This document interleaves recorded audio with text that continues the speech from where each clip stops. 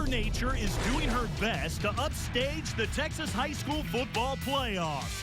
Several games in West and North Texas postponed until a manic Monday. We'll have the latest.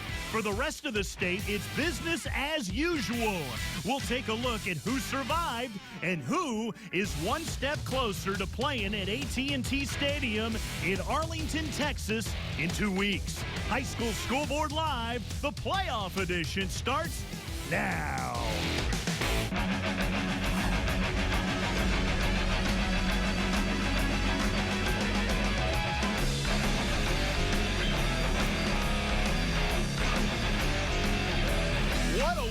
A state champ of number one, a nationally ranked team go down this week. Welcome into a chilly, icy Scoreboard Live starring the unflappable czar of pigskin, Craig Way, who just arrived right now from Austin. It took a long time to drive up. I'm glad you're okay, my man. Be very, very careful if you're going up I-35. I know a lot of folks know that. Only took 3.5 hours to get from Wake up there, so be very, very careful. But I'm glad to be here, and what a crazy weekend. Of course, the weather doing everything that it's done with the playoffs, and that's meant for a lot of rescheduling. We're going to have you do traffic, more weather updates coming up later in the show. I'm Rick Renner. We reached the Final Four in 11-man and the Final 2 in 6-man, or have we? Many of the games in North Texas have been pushed back to Monday. Wow, Craig, look at this. These are the games postponed to Monday. Basically, everything north that hasn't been played is moved to Monday, and some of them have even been moved south. Like DeSoto and Euless Trinity, who were supposed to play in Allen. They will play at Waco ISD on Monday. How difficult will it be for all of these teams? Because A, you can't practice much in this weather, and B, you'll have a short week if you win. Right. Move on. And then you see some of the teams that'll be in the afternoon, and there's more postponed games and all of that Monday stuff as you look at it on down the line. There are, and really it doesn't matter by classification, doesn't seem to matter by region, although Region 4 got most of their stuff in. Region 3 also with a lot of things in as well, but there's a lot of postponements. Region 1 and Region 2 in all classifications pretty much just laid asunder. The ones that did get played were the exceptions to the rule. You're doing a good job. Traffic, weather, we'll get back to you in just a moment. Meanwhile, the number one team and defending state champ Allen played their regional final below the ice line in Austin against Spring Westfield. Both a 13-0, and somebody's O must go. Westfield took out another DF Dub heavyweight in Dallas Skyline in double overtime on the way. Allen is working on a 24-game winning streak and hasn't lost a game in 2 years. To the 5A Division I region final, Allen happy to be in kind of warmer climates down there in Waco. Kyler Murray, he does it all. 37-yard pass to junior wide receiver Jalen Guyton. That made it 7-0 Allen. Then Murray again. He can beat you with his legs too. Check out the nifty run here for another touchdown. That made it 21-7. Allen, number one, in for 6. And how about more Murray? Houdini, as the Spring Westfield head coach Corby Meekins would describe him. He looks like Houdini here. I don't know how he got out of that one. And he'll continue to move the ball down the field for those Allen Eagles. Then they would cap off the drive, a play later with Jalen Barlow, who goes high, 32 yards. And the extra point was no good. Allen up 27-7 at the break. Third quarter now. Allen wasted no time as Murray connects with Cole Carter. He's got so many playmakers on this team. And the senior gets into the end zone and says, "Hello, Mom. Are you proud of me?" Allen rolls on 48-13 the final. Kyler Murray accounted for 352 yards, 5 touchdowns. He's thrown for nearly 3,000 yards and 40 scores on the season. Allen in prime position to win their third state title in 6 years. They're rolling, winning 25 in a row. To Sugarland for the Region 3 final between Cy-Fair and Pearland. The Oilers, third quarter now. Pearland leading 10-7. Cy-Fair's Clayton Kopecki to Drew Tobler. He scores, but a penalty would wipe it off the board. Then next play, it's Kevin Harvey with the interception, and they would be in business. Fast forward to the end of the game. Still 10-3 Pearland. Cy-Fair facing fourth down at Kopecki. tries to run for it but can't make it happen. Pearland survives a defensive fest, and that's kind of been the case with the weather around. You just got to stay ahead and keep ahead because it's tough to score. So Pearland took out a state finalist in Houston Lamar on the way, and now they're in the state semifinals for the 4th time in this last decade. They won it all in 2010. Their only loss was to Manville, who made it all the way to the quarterfinals. So who would they play next? Well, an all-San Antonio final in Region 4, Converse Judson and Madison. Last one with the ball will win. And early on, that's Rajon Austin Ramsey. So good, he's got 3 names. He gets in there, and then Dominique Daniels will work the toss. This one would go back and forth as Madison would answer as he hits just inside the pylon. But back comes Judson. Austin Ramsey hands off to Malik Pryor on the misdirection. It works. Pryor, he's got some wheels, and he'll get in, and that'll tie to 14. We move on to the 4th frame now. Madison down by 2, and Alex Ordroin here finds some space on the right side, and he would score the go-ahead touchdown. The Mavericks take a 33-29 lead. Judson drives all the way down the field to the Madison 2, where they face 4th and goal, and Andre Wilson takes the snap, stretches towards the goal line. The officials would confer, and they say he is short. What a way to lose. Chaos on the Madison sidelines there as Judson, wow, they go down 33-29, break up Madison, who forced 3 Judson turnovers, scored on 2 of them, and stopped Judson on a controversial goal line stand in the closing moments. Madison coach Jim Streety has the Mavs winning 10 or more games in 4 years in a row, 363 years. That is 4th all time. So, Craig, let's take a look at the bracket. Everybody here is deservedly in consideration for the state title run here, and we still have DeSoto and Euless Trinity to play on Monday. And knowing Claude Mathis at DeSoto and knowing Steve Lineweaver at Trinity, they know they've got their hands full with one another, and then they're thinking to themselves in the back of their minds, here's Allen with a couple of extra days rest that we'll have to deal with if we can get beyond the state quarterfinal. So that is the challenge. Bottom half of the bracket equal up since Pearland and Madison advanced. 2 great coaches there, and what a great game for Madison to be able to get past Judson. Those 2 have been long-time headbangers one another in district playing in the San Antonio area. Trinity shocked us, last week taking out South Lake Carroll. It's their run game against DeSoto's playmakers. When you look at these 2 teams not able to practice here, who do you think has the advantage going into this game in Waco? Well, I think what you're talking about really is a contrast in styles. Of course, Trinity, the ground and pound, and also the Trojans being able to stop the run with their size. DeSoto, all the lightning fast explosivity, the speed they have, and Des White being the trigger man for all of it. It's the clash in styles, Imposing one another's will may certainly be the key in this quarterfinal. That's going to be a fun one on Monday in Waco. Don't forget, the Wrangler Road to the Championship reaches the Final 4 this week in the 11-man football category. We will broadcast the 6-man state championship games next week on FoxSportsSouthwest.com with Craig Way. And then the following week, we will broadcast all the 11-man games on the same venue for the first time ever. It's all part of the Wrangler Road to the Championship that culminates at Jerry World in Arlington, Texas in 2 weeks. So let's take a break on the show. We're just getting the party started here. We will dive into the world of Class 5A Division II. A huge one at Reliance Stadium Friday night between defending state champ Katy and you, the Manville, who wants bragging rights and a berth in the state semis, plus the Cinderella story. Lady Bird Johnson trying to pull off the unthinkable tonight and beat Cibolo Steel. Details coming up next. High School Scoreboard Live is brought to you by your Texas Ford dealers. Enjoy great savings during the Black Friday event. Ford is the best in Texas. By Dairy Queen for the best tasting treats, eats, and drinks in Texas. DQ just tastes better. And by State Farm. Like a good neighbor, State Farm is there.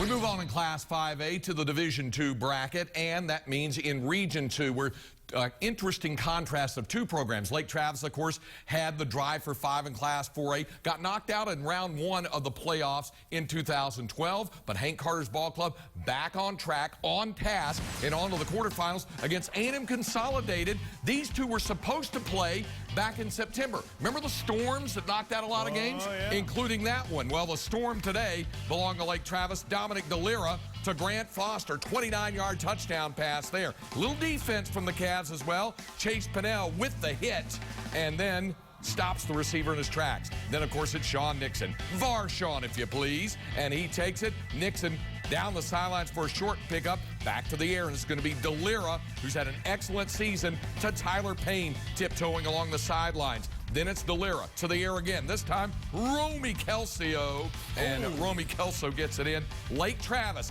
advances to their first ever Final Four in 5A as they knock out A&M Consolidated. Beat the Tigers 21-7.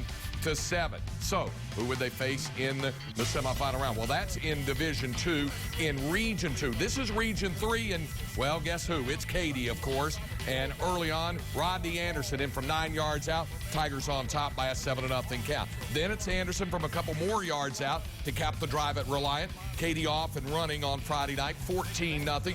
Manville, Derek King on the option, trying to get them back in and in for the score.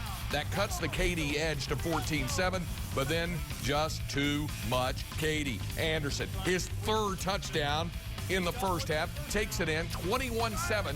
Tigers up at that point. Katy kicks it into high gear.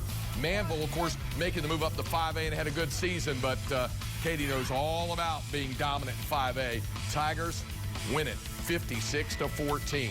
So they advance to the state semifinal round, winning 5A Division II Region 3, and their opponent in the semifinal round will be, get that, Lady Bird Johnson, the Jag. You gotta be kidding me with the Jag. Knocking out the Knights from Cibolo Steel 42-41. So your bracket there in the semifinals, you're going to have Katy taking on Johnson. You see it at the bottom of the bracket. And then the top half, well, Lake Travis waiting on a semifinal opponent, either Cedar Hill or Denton Ryan, one of those postponed games that got shifted to Monday. Yeah, you know, and Lady Bird Johnson, just to get back to them, think about this. They took out an undefeated Smithson Valley team. They took out Brandeis, and then they win this one against Cibolo Steel, nationally ranked. We thought they were going to be there. And you know what's kind of funny? It just sits there and it looms out there in the distance. Katy and Cedar Hill, a matchup. A rematch of last year's state title game. And lest we forget, Lake Travis on a roll as well. Yeah. So you still have that's part of what makes this year's 5A Division II bracket a little more wide open. And, you know, when we visited with Corbett Smith about this at the start of the playoffs from the Dallas Morning News, he had said, watch for Division II to be kind of wide open, especially as far as the Dallas-Fort Worth Metroplex goes. Now, get beyond that. Go down south, and you see Katy just holding court, doing what they do. Lake Travis, eager to show that they belong in 5A, that they can make a difference in 5A, that they can win a championship in 5A.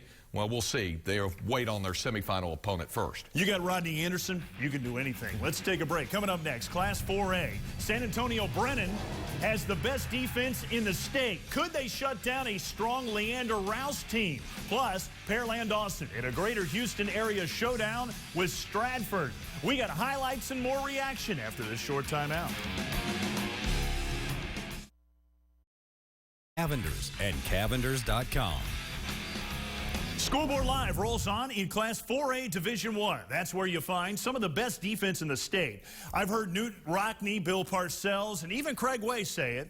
Defense wins championships. It does. San Antonio Brennan has allowed only 5 touchdowns in 14 games with its defense on the field. Houston Stratford hasn't allowed double-digit points since week 3. And here's the score from Deer Park. And how about it? Congratulations to Stratford, who makes it to the state semis for the first time in 25 whopping years. Peters ran for 139 in that. He and Boyd filled the void with 5 touchdowns. So they will face the winner of Leander Rouse and San Antonio Brennan. They played at Comalander Stadium on Friday night. And another quick start for Brennan, shocking nobody. Already up 7-0. Deshaun Key scores the second touchdown of the game, 13-0 Bears. Then Troy Irby gets to work here. A whole lot of fun for him, but he had a handful in the early going, including a 23-yard run for glory, 20-0 Brennan. And then the Bears turn in a great play on special teams. Jalen Collier will take it and get some face time. He had plenty of help with his 56-yard return. That made it 27-0 at the half. It's all Brennan. They continue to roll. Thomas, 400 yards and 7 touchdowns in that one. With that great defense, all Brennan has to do really is score 10 points, and they win every time. They've outscored people 785 points to 44. They've pitched 9 shutouts. Their defense has allowed only 5 touchdowns all year. I don't know if anybody is going to beat this Bears team, Craig. They're pretty good. They're 14-0. They look really good, and you look at the bottom half of it. However, they're going to take on that very inspired Stratford Spartan team that knocked out Pearland Dawson. Top half of the bracket still be determined. Of course, it's North Central Texas being iced over. So Denton Geyer, the defending state champion, to face surprising Birdville in the Region 1 final. Wiley and Highland Park, your Region 2 final there. Going to be an advantage for those teams that have won, and they're going to sit around and wait for the other guys that are going to have a short week if they win, and they're not able to practice much in this cold weather. Well, let's bring in Scout.com's Ahmad Vital, who joins us on the phone. Ahmad, you were at that Stratford game, and boy, they started off slowly this year, losing 2 of their first 3 games, but now look at them. They look unbeatable. I'll tell you what, Rick. They are coming out, and they established that run game with Rakeem Boyd and Terrence Peters, and they just literally line up and just run it down your throat. They did it again today. I mean, they threw a couple passes here and there, but these guys are for real. They feel like nobody is showing them any love. Nobody recognized them early on, and they've just been ripping off wins this whole time. And now, I mean, they're doing what they have to do, and you know, their mind now is like, hey, let's go ahead and shock the world, and let's take this thing all the way to state. Ahmad, I didn't make up this phrase, but I think somebody said it: death, taxes, and Katie. So with it stands like that, compare what you've seen from Katy when they knocked out Manville to, say, the state championship team of a year ago or some other teams. How does this Katy team stack up with them as Gary Joseph has them back in the Final Four? I tell you what, Craig, I mean, and I think we're seeing this not only with Katy, but I mean, if I can take it to the college level for a second, most people didn't think that Auburn would be able to do what it's doing by being so heavily one-dimensional. Well, that's what Katy is doing. That's what Katy did yesterday to Manville. I mean, for goodness sakes, I think they threw six passes, completed 5. But Rodney Anderson ran for like 274 yards. You know, they ended up they almost had 500-600 yards worth of offense. They literally lined it up and just smashed it down Manville's throat. I mean, literally could do nothing. It was all running. It was all defense. This Katy team is for real. I thought that they would need to have a little bit more versatility and have a little bit more in the passing game. But Manville was stacking 9 in the box, and still they were getting 5 and 6 yards. This Katy team is for real. And I know sometimes we looked at them and said, okay, who's going to actually challenge Katy outside of Seven Lakes? And I guess you can say Elkins last week or whatever. But outside of that, none of these teams have really been challenging to them from the standpoint of really looking to knock them off. This Katy team is for real, and I would not be surprised if we see them in Arlington playing for it all once again in 2013. Ahmad, eventually we'll play these games on Monday. What are you looking forward to after that going forward? You're talking about, from what standpoint are you talking about? Just the games in the next round that you're looking forward to. You know, looking forward, I mean, I want to see how the teams are going to match up with these teams from the other regions, and seeing how things work out. We've always said teams that come out of this Region 3 are extremely tough. Not to discredit any of the other regions as well, but you know, a lot of times when people say once you come out of Region 3, it's almost a conclusion that you're going to end up in state. I'm not saying that's going to happen. All I'm saying is the ball is being played real tough down here, and these teams are going to looking to show well when they take it to the next level. Thanks, Ahmad. Great stuff. Check him out at Scout.com. Always carrying the flag for the greater Houston area. Break time on Scoreboard Live. Coming up next, 4A Division II. Annis continues to make their state title chase and case. Plus, the Sand Crabs of Port Lavaca, Calhoun are migrating towards Arlington, Texas. Highlights of them and more as we continue after this. We roll on in Class 4A in Division II. Mesquite Poteet taking on Ennis, and it was tied at 7 when DeAndre McNeil scores for the Pirates to give them the first lead of the game at 14-7. It was 25-14 in the fourth. Poteet's Lane Novy picked off by Taylor Thompson. 54-yard return for the score. It's 31-14. There's another pick six by Thompson. 53 yards for the score. 37-14 after a block. Extra point. Less than 4 minutes to go. Terrell Hearn wants to play a little offense. He'll pick off Novy for the third time, and the third pick six of the fourth quarter. 62 yards to the house. That gives Ennis the separation the Lions need as they advance with the win over Poteet. 43-21, still perfect, are the Lions as they advance into the state semifinal round. That's in Region 2. What about Region 3? Brenham taking on George Ranch. And, of course, at Tully Stadium, the regional final there. First offensive play for the Cubs. Caleb Hill deep to James Hoffman. The catch, 77 yards, 7-0 Brenham. Next Cubs possession, it's Caleb Hill. Play action, gonna do it again. The lefty connecting to Cortland Sutton. The catch and the stride into the end zone with a little stiff arm to boot. 61 yards for the score. Hill again deep in the first. And another touchdown. Bombs away for Brenham. The Cubs roll on as they knock out George Ranch and reach the state semifinal round with a 35-6 win over the George Ranch Longhorns. Now, the Region 4, Alamo Heights, the Mules, taking on those surprising fighting sand crabs from Port Lavaca Calhoun. Calhoun setting the pace early. Brandon Smithwick, the touchdown run to make it 6-0. And then Hunter Boehm taking it 28 yards in, turns into a 12-0 lead. Now, Calhoun had some trouble with extra points, so it's 25-0 when the Mules get on the board. Dalton Banks decide the run, takes a big hit in the end zone, but he's in. Heights still down big, but still fighting in the fourth. And that's once more when Banks, this time to the air, connects with Jake Osborne, and he'll do the rest. Nice move to the middle of the field. 61 yards for the touchdown. But Alamo Heights season draws to a close. And how about Port Lavaca Calhoun? Man. The Sand Crabs are through to the Final Four as they beat Alamo Heights 46-22. So here's how the three of the Final Four shake out in 4A Division II. Aledo and Wichita Falls don't play until Monday night. Craig, is it an advantage for Ennis here, who takes care of business in a rain-sleet storm on Thursday night, has all this time now to prepare for the next round, and the #1 team in the state is going to have a short week if they beat Wichita Falls? Don't think it hadn't crossed Tim Buchanan's mind, but of course his main focus right now, and for that of his team, is to knock out Old High to beat Wichita Falls. Great season for the Coyotes now, and of course they have that unenviable task of taking on Aledo. So the winner of that game, the survivor with all of this winter storm stuff going on, has to turn around and take on one of the more explosive teams in Class 4A, that being Ennis. And you know, taking nothing away from unbeaten Ennis, they've been amazing, but you kind of wonder if it would have been a different story if there was better weather the day that they played Mesquite Poteet, because the Pirates threw for 445 yards, 6 touchdowns in a shootout win over White House in the regionals. They only threw for 14 yards against Ennis in the cold conditions with those 3 pick sixes. Therein lies the key, because this was a ball game into the fourth quarter, but the 3 pick sixes, and look, give Ennis credit for being able to make the plays on defense. As coaches will tell you, yes, you want your quarterback to make the play and the receiver, but if the DBs see what's coming, they're able to get a good break on it, good jump the route, and it happened not once, not twice, but thrice. 3 pick sixes. And that's Ennis doing it with defense. Yeah, and it always helps when you got a good running game like they do. 2,000-yard rushers getting it done with Terrence Williams and company, who's going to Baylor. All right, break time on the show. Coming up next, we'll check out the highlights in Class 3A. Some absolute powerhouses left there. 6 unbeatens put it on the line in the regional finals, hoping for a berth in the state semifinals after this.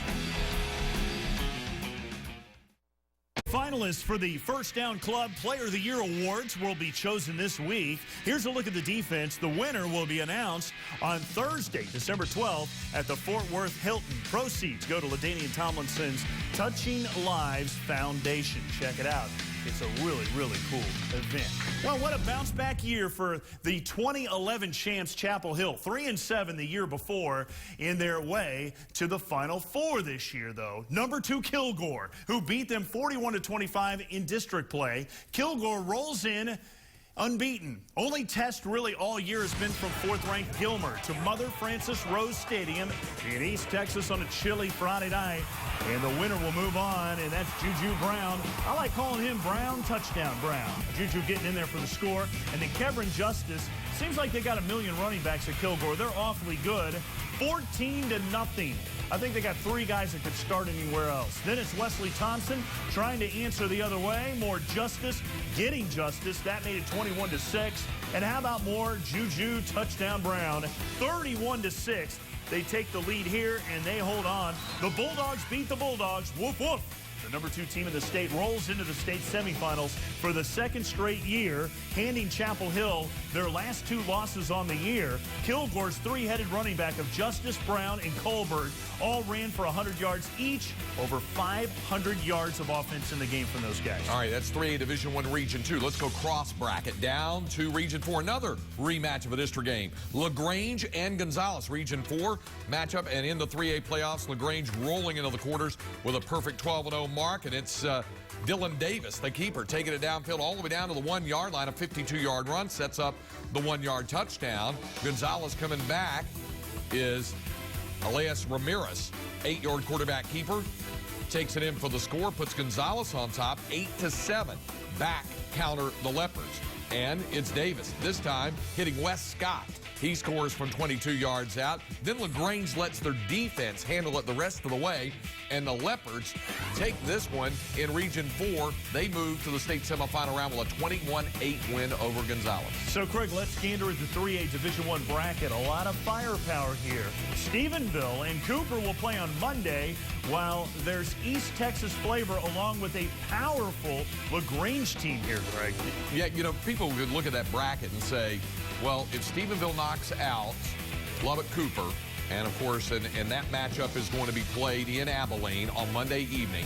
If they get there, you have a defending state champion against Kilgore, highly ranked, and then they look at the bottom and say, well, if Carthage, a perennial power, advances, is it possible that for a state championship you could have Kilgore against Carthage? Well, yeah, it's possible because they're right on that cusp of the regional dividing line where Kilgore is in Region 2 and Carthage is in Region 3. Almost seems not fair. Just but, people say that about the Dallas-Fort Worth Metroplex, too. Yeah. All right, let's take a break on Scoreboard Live. When we come back, we'll tell you how you can get some tickets to the state championship games at AT&T Stadium in Arlington after this. Single classification, including 6-man for the first time, and tickets are on sale right now. You can get them by going to Ticketmaster.com. The 6-man championships are December 14th, and the rest of the games will be played in 2 weeks. For more information, you can always go to UIL.org and also follow your brackets there. We continue to move down the classification ladder. We move on to 3A Division II, where you have a new and rising power. That's Fairfield. Fairfield hadn't been this good since Tony Brackens, the later University of Texas All-American, played for them. Well, Fairfield on a roll, taking on a surprising Rockdale Tiger Ball Club on a cold, cold Friday night at Waco ISD Stadium in the state quarterfinal round. And early on, trouble handling the punt for the Tigers on the drop snap. Fairfield would take over the 3-yard line, and yep, they'll cash it in. This is one of the more talented running backs. Maybe you don't know an awful lot about him. You will. It's Larry Rose. He's in for the score, and Fairfield takes in for the touchdown. They're up 7-0. Eagles would strike again. Jacob Gallegos to the air, connecting with Cameron Hicks for the touchdown there. It's 14-0 Fairfield. They led 21-0 at the half, and they cruise from there. Eagles still unbeaten. They already dethroned the defending state champions from Navasota in district play, and they move on to the state semifinal round, beating Rockdale 42-7. In Beaumont on Friday night, a perennial power in Carthage all over West Orange Scarf, who turned it over 7 times, 2 in their own end zone. Opening drive, Blake Bogenschutz to O'Kirian Rutherford. That's a great combination there. Then Kevin Pipkin goes 20 yards, and it's 7-0 Dogs. Second play from scrimmage for the Mustangs. Check out Dylan Sterling Cole's pass. It goes off the hands of Deontay Thompson and is picked off by Trevion Cooper. And they would get a field goal at it, made it 10-0. Then all kinds of problems here with the exchange, the fumble. This one is all Carthage. In the end, they win it 28-14, the final there. All right, now we mentioned, of course, we saw the D1 bracket earlier. Carthage going into the state semifinal round. This is the bottom part of the D2 bracket. Fairfield, you just saw them advance. They're going to play those Sinton Pirates, who keep on winning. They came from behind to beat the Lavernia Bears. And then the top part of the bracket, of course, affected by the winter storms. Graham and Shallow Water in one of the quarterfinal matchups, and Gladewater taking on Argyle. What a story for the Gladewater Bears this year. Oh, yeah. 7-6, the record through 13 ball games, but got it going, got into the playoffs, and have been on a roll since. And they're going to roll right into Argyle, though, have to deal with the Eagles in the state quarterfinal round. Not easy to take on the #1 team in the state, and Ian Sadler, who basically can play every single position on the field and serve hot dogs at halftime. Yeah, you got to like that. And that Graham-Shallow Water matchup. Shallow Water is kind of quietly mowed through opponents in getting to the state quarterfinal round. Graham continues to mow through everybody. They're still perfect this year. Let's take a break. Coming up next, we will move on to Class 2A. Cameron, looking to defend its state title. Find out if they can get one step closer after this timeout. High School Scoreboard Live is brought to you by the new Wrangler Premium Performance Advanced Comfort Jeans, available at Cavender's and Cavenders.com. The finalists for the First Down Club Player of the Year awards were chosen this week. Here's a look at the offensive guys. The winner will be announced on Thursday at the Fort Worth Hilton. Proceeds go to LaDainian Tomlinson's Touching Lives Foundation. If you want more information, you can go to Tomlinson'sTouchingLives.com website or call 817-717-8801. We slided on down to Class 2A, and in that Division I bracket, yeah, there's some dancing going on. Franklin and White Oak. What a season for the White Oak Roughnecks. Franklin, too, was unbeaten until Friday night. Cheto Chuklu's pass picked off by White Oak's Jake Pullen, and the Roughnecks are just getting warmed up. They make turnovers into points. It happened again when the Lions couldn't hold this. The fumble, Josh Benson on the recovery, and then another problem for Franklin, as Will Phillips will wind up getting stopped in the red zone after this stop right there, but it is all White Oak as the Roughnecks shut out Franklin, hand them their first loss, 31-0 to win the Region 3 title. Elsewhere, the defending state champs, Cameron, put it on the line against a tough Hallettsville team. You love this team. You've liked them all year. Hallettsville with a nice drive going early. Nate Kowalik with a nice ball to Trenton McGee. And then a bit later, it's Caden Hart with a solid run, but the dive and drive would stall there. Playing some defense in this one. Both teams actually were. Dalton Harrington is good to finish off the ball carrier there. Cameron would survive with yeoman's work as they halted Hallettsville's 2-point conversion with 4 seconds to go to win by 2. So is just 2 wins away from their second straight state championship. They will play the Roughnecks of White Oak in the state semifinals. And then on the other side, New Boston rolls Dangerfield. We'll have to wait till Monday to see the Wall-Eastland game. Talk about your revenge thing. New Boston lost twice to Dangerfield last year, lost once to Dangerfield this year. This time they make it happen. They move into the state semifinals. Watch those Wall Hawks. That could be tough. Now we continue in Class 2A, D2. How about the Cinderella run for the Wascom Wildcats? Looking to remain unbeaten, but Corrigan Camden's Bulldogs in the end zone first. Addison Kirkland over from 13 yards out.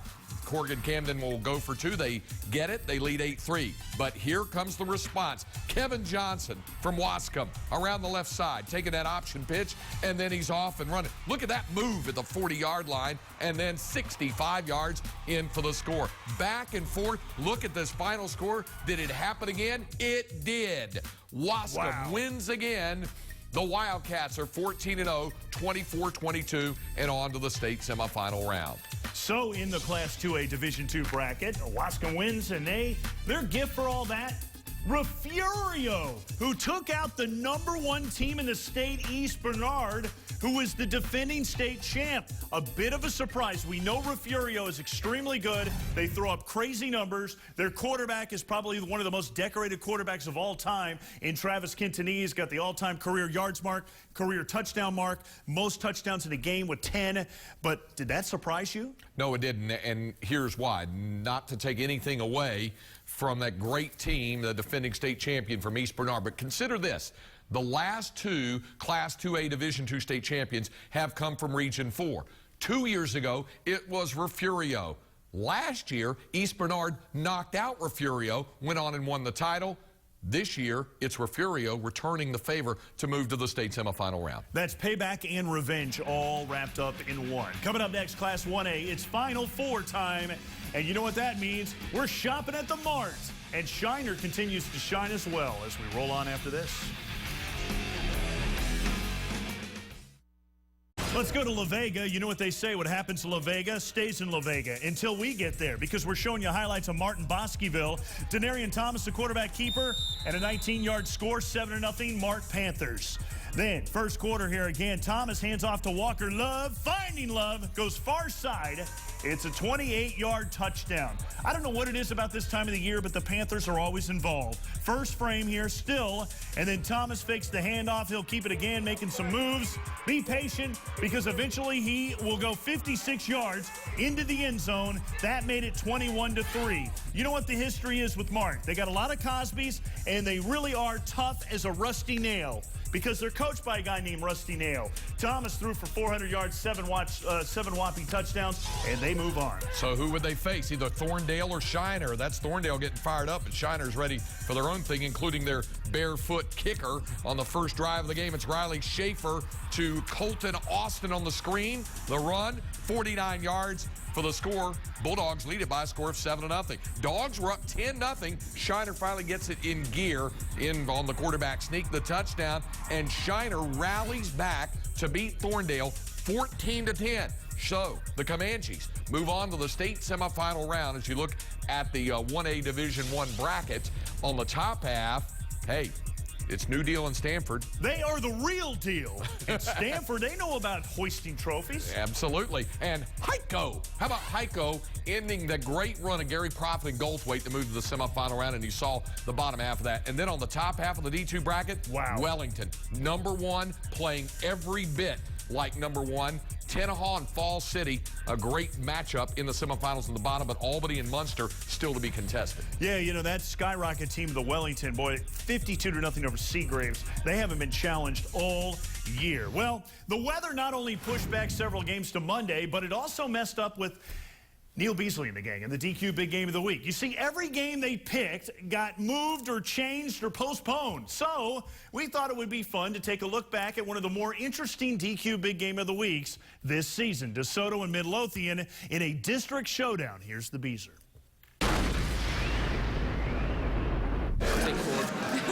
Come back, see me. There might be some left. Game days at Midlothian High School start bright and early. Thank you so much. A team breakfast, a chance to strengthen bonds.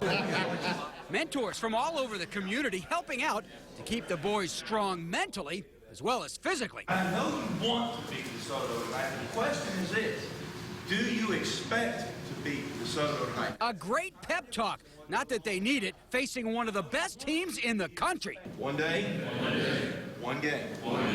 And after breakfast, it's off to school. Elementary school. Hey. Players spread out and give back to the Cubs that will one day be prowling Panthers themselves. Who had the best week? I did. Kids that look up to you, you know, and you don't want to mess up, so you're just like, all right, I can't mess up when I'm reading. But I mean, it's fun. After you do it for a little while, it gets fun and you enjoy it. So thanks to these everyday heroes, tomorrow's stars cutting their teeth the right way today. Oh, man! Oh, get it! Oh, get it! No! That's where it's at. There it is. But their morning still not done. Finally, it's back to the high school to offer up their jersey in appreciation to a faculty member or staffer. I know you're a woman of great integrity and respect, so would you do me the honor of wearing my jersey? I would be thrilled. Thank you very much. Thank you. But DeSoto's been around the block. The area first settled in 1847. Feels like the football team has that many district titles. Ranked #1 in the nation by Max Preps, and not about to have that wrestled away.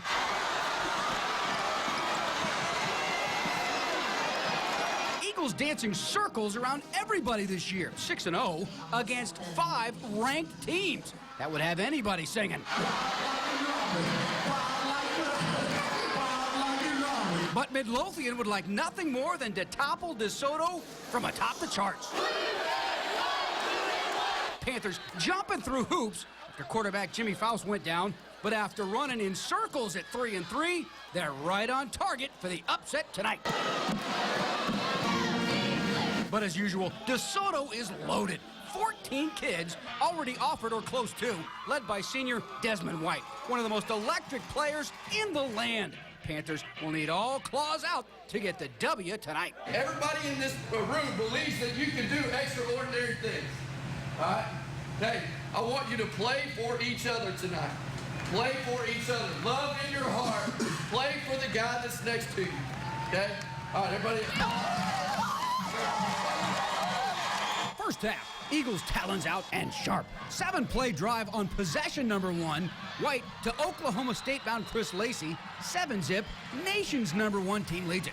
Panthers, second straight punt here, but zoinks, fumble. Midlothian recovers, but what can they call that'll work? Let's see. Oh, check it out, the old Fox Sports Southwest play. Hope it works. Handoff. Oh, wait, it's a pitch back to quarterback Zach Humphreys. He's going deep. Sophomore to sophomore. Keon Sutton hauls it in. How about those pesky Panthers? We are tied at 7. Second quarter, Midlothian ball again. Super sophomore Humphreys to our man, Brendan Cornell. 25 yards and a roughing the passer penalty sets up 6 more. 14-7. USA's number 1 team trailing. Oh, my cow. But it takes DeSoto all of 4 plays to answer. White to junior Kevin Thomas. 18 yards and a score. So just like that, it's 14-all. Let's go, let's go, let's go, let's go. 28-14 DeSoto, but still a game at the break. They've stayed around long enough. It's over with. It's time for you guys to step up your game now and take it to the house. No more. It's on. Got me what I'm saying? I said it's on. It is on from here on out. Ooh, ah, yeah, it's on, baby. Ooh, ah, yeah, it's on, baby. Ooh, ah, yeah, it's on, baby. Ooh, ah, yeah, it's on, baby. Ooh, ah, yeah, it's on, baby. Ooh, ah, yeah, it's on, baby. Ooh, ah, yeah, it's on, baby. Ooh, ah. Oh, man, it was on. DeSoto dominates. Larry Nixon had 2 rushing touchdowns in the second. Des White, 434 total yards and 5 touchdowns. Humphreys and Victor Williams tried to keep pace and put up 42 points for Midlothian, but not enough. 62-42. DeSoto wins it. That's your final. A perfect 7-0, and now in cruise control.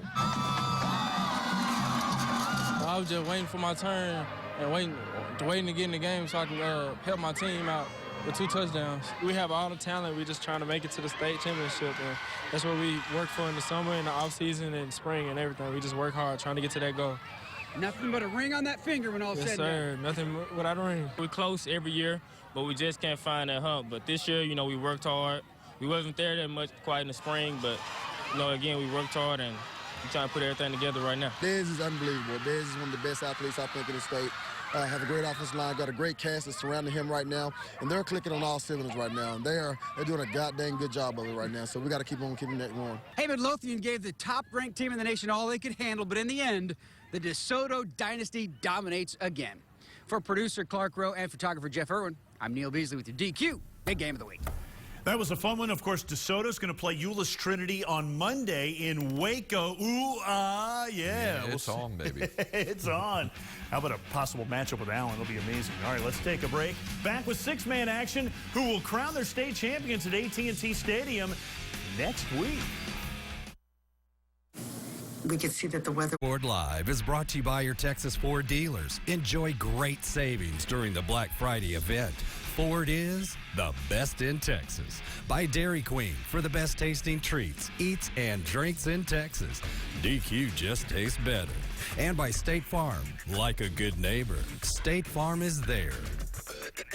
Scoreboard Live rolls on with 6-man action. Follett against Grand Falls Royalty, who gave the royal treatment in this one. Chris Bethold getting in for the touchdown. That made it 20-6. Follett looking good. And then Grand Falls would answer junior Marquez. Long run here. He would eventually be stopped short, just let a little guy go just before the end zone. And then Marquez would take care of business after that and make it 20-14. And they would continue to roll in this one. But Follette, man, they were hanging in there tough. But in the end, Grand Falls Royalty wins at 67-58. The Cowboys will get to play where the NFL's Cowboys play next week in the six-man Division II state championship game. It's the only semifinal that got completed. First of all, six-man Division I semifinal, the Valley Patriots. Where's Valley? Well, Valley High School in Kittyquay. And near Caprock Canyon State Park. They'll play Crowell and the Wildcats. And then Newcastle against Milford. They'll play in Hyco. And Abbott will play May in the other state semifinal in six-man Division I. So really only one game decided in six-man. And they've got to finish that off Monday and then come back and play the state championship. And next you Saturday. will be broadcasting these games on FoxSportsSouthwest.com. Going to be a lot of fun to see little six-man schools in that huge Jerry world. I think it's great. I think it's great that they'll all share in and be a part of that. Thanks so much for watching High School Scoreboard Live. We will continue the Wrangler Road to the Championship next week as we find out who's going to the state championship games in 11-man football. Have a great weekend.